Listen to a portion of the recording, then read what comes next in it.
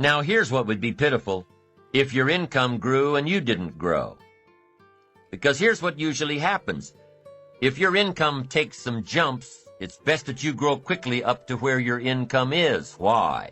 Because otherwise your income will soon come back to where you are. I'm telling you, success doesn't want to hang around an incompetent person. That's the problem with winning the lottery, the lack of self-development to be able to master it and keep it. And now the fortune is bigger than the person, rather than the person being bigger than the fortune. You see, that's what's challenging, to be involved in a situation that makes you grow. If that situation is success, keep growing to be bigger than your fortune. If that situation is failure, keep growing until you're bigger than the problem. Keep growing, keep becoming, keep doing it until. Success is something you attract by the person you become. Once I understood that, I changed my whole method of operation. Success is something you attract by the person you become. Success is not something you pursue. What you pursue usually eludes you like a butterfly, something you go after that you can't catch. Success is something you attract like a magnet by the person you become. To attract attractive people, you must be attractive. To attract powerful people, you must be powerful. To attract committed people, you must be committed. Instead of going to work on them, you go to work on yourself. You work harder on yourself than you work on the job. And if you become, you can attract. The whole key is to make yourself valuable. The key is to make yourself attractive. The key is to make yourself skillful, competent, willing, powerful, unique, sophisticated, cultured, being able to manage, in control, healthy. The whole key really to the future is personal development. Because the greatest gift you can give to someone else is your personal development, self-development, self-investment. The greatest gift you can give is your own personal development. If I become 10 times wiser, 10 times stronger, 10 times brighter, 10 times more competent, think of what that will do for my success. If I grow, think of what that will do for my future. Self-development earns success. Self-investment earns respect. And the only way to make a better and better and better investment in your future is to become better and stronger and wiser and more competent. And the more attractive you become, the more attractive you are. And the more attractive you are, the more you attract success. Self-development, self-investment attracts success. That's powerful. Now, there are two qualities that can increase your chances of success. Two very important qualities. Number one, patience. Number two, persistence. Let's talk about patience for a moment. Patience is what? Learning to handle the passing of time. Now, once you've had an appetite for success and you start going for it, now you've got to learn to handle the passing of time. Here's why. It takes time. It takes time to build a corporate work of art. It takes time to build a symphony orchestra with flawless music and harmony that sends you on flights of ecstasy, to be remembered long after the orchestra has shut down and the lights have gone out. It takes time to put harmony together. It takes time to build a life. It takes time to build an enterprise. It takes time to get through school. It takes time to develop and grow. So give your enterprise time. Give your business time. If you're in management, give your people time. If you're a parent, give your kids time. Don't be too short, too quick. Give them time. Now, not forever, but time. It takes time. Here's the ultimate challenge. You've got to have patience with yourself. It takes time to make changes in habit and discipline. It takes time to correct old errors in judgment and to finally give up old blame and pick up new responsibility. I'm telling you, it took me some time. I used to blame the government and blame taxes and blame the company and blame the marketplace. It took me a long time to give that up. That was a pretty comfortable list to explain my empty bank account, pennies in my pocket, nothing in the bank, not doing well. embarrassed by my situation. It took time to give that up and only blame myself. That took a while. So have patience with yourself, number one. And number two, while you're dealing with the passing of time, number two is to keep doing it. Be persistent. Be tenacious. Keep doing it until. As long as you are patient and persistent, it's hard to elude success. As long as you maintain patience and persistence, tenacity, there's only one person, just one person, that will draw the line between success and failure. One person, and that person is you. So be patient. Be persistent. You need both patience and persistence together, and here's why. Lack of patience is probably the worst enemy of ambition. While your ambition keeps growing, keeps moving, keeps looking for new ways to succeed, impatience tends to grow frustrated. Impatience won't allow for persistence. Impatience wants to give up. Impatience calls discouragement failure. But your ambition won't let you give up so easily, not if you're persistent. What others may call failure, ambition calls a learning opportunity, a chance to make adjustments along the charted course to success. Ambition knows something else too. Ambition knows that the longer the achievement is in coming, the more valued it is. So let me give you a few aspects of patience, some examples that might help illustrate just how valuable it is. There are 6 aspects of patience, and here's number 1. Knowing when an opportunity is right and when more preparation is needed. Let's say you're opening up a restaurant specializing in fresh seafood. You're all excited to get going, get the money coming in instead of it all going out. You're all excited. So because you're all excited, you want to open early. Your impatience gets the best of you. And so you do, open before your scheduled grand opening. Customers start coming in. They're all excited about this new great restaurant. And everybody wants some fresh seafood. They're all ordering fresh seafood from the menu. But now you panic. You haven't got any. You're not ready. The fresh seafood shipment won't come in for a week.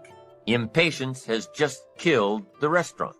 Now let's say you've got a great new product that's scheduled to come out on the market in the next several months. Everything's going according to plan, so you start planning your ads, start planning big public relations events. You're so sure that it's going to happen that you set a date. The engineers told you that the product's not ready, but you're sure it will be. You start planning everything, invite lots of people, influential people, buyers of your product. You're so excited that you went ahead without the product actually being done. Come the week of the grand unveiling, the engineers come to you and say it still doesn't work. Your impatience just lost you credibility in the marketplace.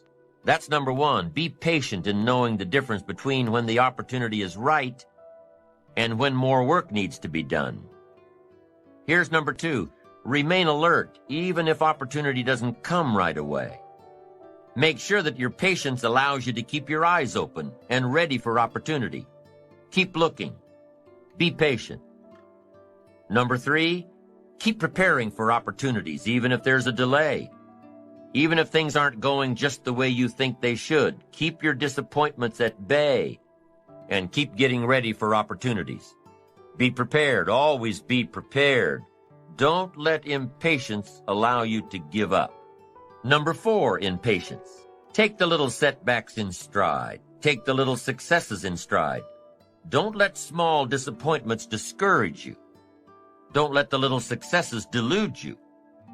Avoid the emotional roller coaster that will always disrupt your plan. Number 5, if you're waiting on the decisions of others, be patient. You cannot control the decision-making abilities of others. You cannot control their timing. If your project was to come up before the board in one meeting and time ran out, and they moved your project to the top of the agenda for the next meeting, be patient.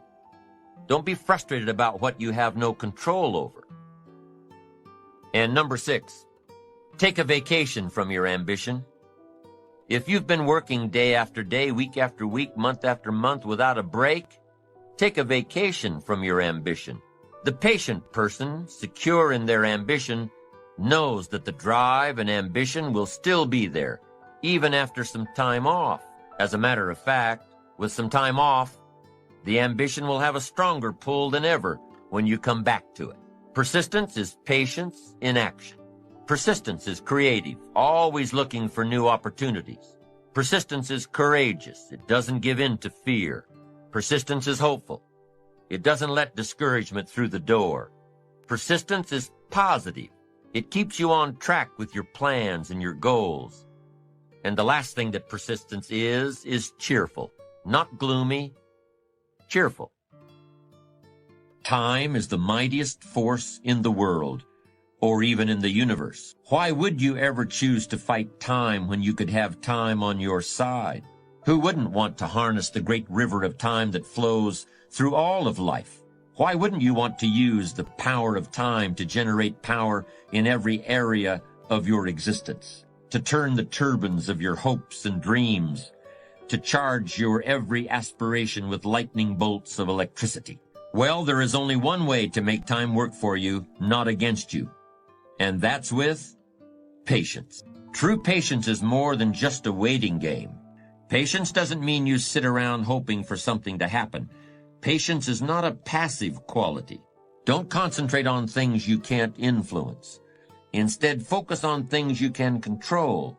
It's strange, but young people have a much more difficult time with patience than people who have more experience in the world. It seems like the older people get, the more able they are to wait, despite the fact that sometimes they have considerably less time to wait in. You could argue that older people ought to learn how to act quickly and decisively, while younger people need to learn how to wait. When you're young, you really have just about all the time in the world, and you just can't wait to use it. For a young person to have patience is a rare and powerful thing. How can we explain that impatience of the young? Maybe it's because when you're a teenager or in your early 20s, 1 year seems like a very long time. 5 years seems like forever, and 10 years is almost more than you can possibly imagine. But more mature individuals can actually look back 10 or 20 or even 30 years. And they can use the knowledge they've gained to create patience and a sense of perspective. A patient man is always richer than the impatient one because the patient man can always afford to wait. The patient man is never desperate. The patient man has time to spare, while the man in a hurry is always on the verge of bankruptcy as far as time is concerned. In any situation you can think of, impatience is a source of weakness and fear, while patience is substance and strength. Here's the formula for success and the formula for failure. Here's the formula for failure. A few errors in judgment repeated every day. Why would we repeat an error in judgment another day? Here's why. Disaster doesn't usually fall on you at the end of that first day. If you suffer dire, disastrous consequences the first day of mistakes, see, we would quickly change. I mean, overnight, we'd be burning the midnight oil, how to avoid and change it all so that these disasters don't happen again. But failure is subtle. Failure just takes you down the road you really don't want to go, but it doesn't seem like the consequences are going to be severe at the end of the first day, at the end of the first week. But you can't let yourself get faked out. Now, here's the secret to success. A few simple disciplines practiced every day. Now you're on the road to success, and you can turn anything around. Once you see that you're suffering either early consequences or severe consequences, all you have to do now is shut down that route, pick another destination and start going that way with some easy disciplines that day by day gather momentum, and now one success leads to another, leads to another. Here's what we call that, disciplines. Easy disciplines. And then remember this in your personal development quest. All disciplines affect each other. Every discipline affects the rest. Every lack of discipline affects the rest. Every discipline you neglect affects the rest. What's interesting about success is starting a new discipline, a couple of new disciplines, and sure enough, once you've gained just a little bit of success in a couple of new disciplines, it'll inspire you to clean up the rest. It'll inspire you to fine-tune all of your other disciplines. Each new affects the rest. Each lack of discipline affects the rest. So starting on this journey of new discipline, solving problems, going from errors in judgment to easy disciplines that can change it all. And if you start that journey, it doesn't take long for new signs of success to appear.